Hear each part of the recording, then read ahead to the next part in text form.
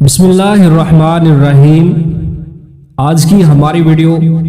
ان لوگوں کے متعلق جن کو اللہ تعالیٰ نے نافرمانی کے باعث اپنے حکم سے بندر بنا دیا تھا۔ روایت ہے کہ حضرت داؤد علیہ السلام کی قوم کے 70,000 آدمی عقبہ کے پاس سمندر کنارے ایلا نامی گاؤں میں رہتے تھے، اور یہ لوگ بڑی فراخی اور خوشحالی کی زندگی بسر کرتے تھے۔ اللہ تعالیٰ نے ان لوگوں کا اس طرح امتحان لیا کہ ہفتہ کے دن مچھلی کا شکار ان لوگوں پر حرام فرما دیا اور ہفتے کے باقی دنوں میں شکار حلال فرما دیا، مگر اس طرح ان لوگوں کی آزمائش میں مبتلا فرما دیا کہ ہفتے کے دن بے شمار مچھلیاں آتی تھیں اور دوسرے دنوں میں نہیں آتی تھیں۔ تو شیطان نے ان لوگوں کو یہ ہیلا بتایا کہ سمندر سے کچھ نالیاں نکال کر خشکی میں چند حوض بنا لو، اور جب ہفتہ کے دن ان نالیوں کے ذریعے مچھلیاں حوض میں آ جائیں تو نالیوں کا منہ بند کر دو، اور اس دن شکار نہ کرو بلکہ دوسرے دن آسانی کے ساتھ ان مچھلیوں کو پکڑ لو۔ ان لوگوں کو یہ شیطانی ہیلا بازی پسند آ گئی، اور ان لوگوں نے یہ نہیں سوچا کہ جب مچھلیاں نالیوں اور حوضوں میں مقید ہوں گی تو یہی ان کا شکار ہو گیا، تو ہفتے کے دن ہی شکار کرنا پایا گیا جو ان کے لیے حرام تھا۔ اس موقع پر ان یہودیوں کے 3 گروہ تھے۔ پہلا گروہ جو کچھ لوگ ایسے تھے جو شکار کے اس شیطانی ہیلا سے منع کرتے تھے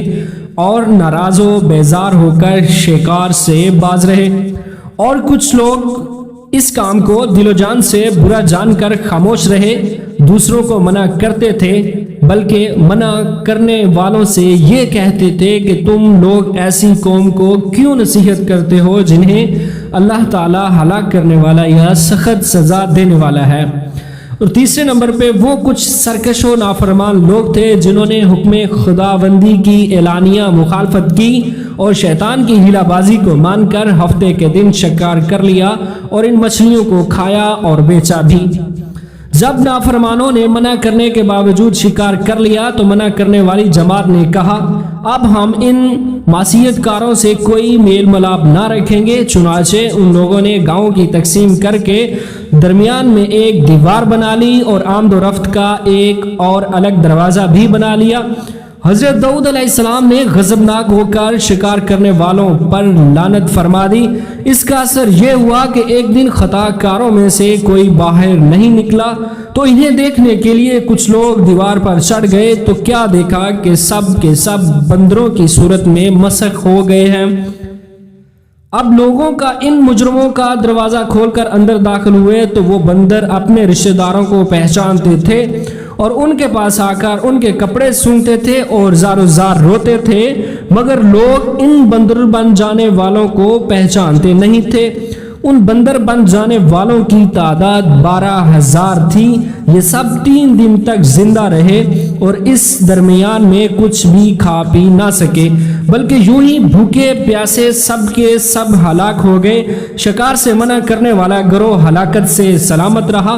اور صحیح قول یہ ہے کہ دل سے برا جان کر خاموش رہنے والوں کو بھی اللہ تعالیٰ نے ہلاکت سے بچا لیا۔ اس واقعہ کو قرآن پاک کی سورہ بقرہ میں کچھ یوں بیان کیا گیا ہے وَلَقَدْ عَلِمْتُمُ الَّذِينَ اعْتَدُوا مِنْكُمْ فِي السَّبْتِ فَقُلْنَا لَهُمْ كُونُوا قِرَدَةً خَاسِئِينَ، جس کا ترجمہ ہے اور بے شک ضرور تمہیں معلوم ہے تم میں کہ وہ جنہوں نے ہفتہ میں سرکشی کی تو ہم نے ان سے فرمایا کہ ہو جاؤ بندر دھتکارتے ہوئے۔ سورہ اعراف میں جس کا ترجمہ یہ ہے اور ان سے حال پوچھو اس بستی کا دریا کنارے تھی جب وہ ہفتے کے بارے میں حد سے بڑھتے، جب ہفتے کے دن ان کی مچھلیاں پانی پر تیرتی اور ان کے سامنے آتی،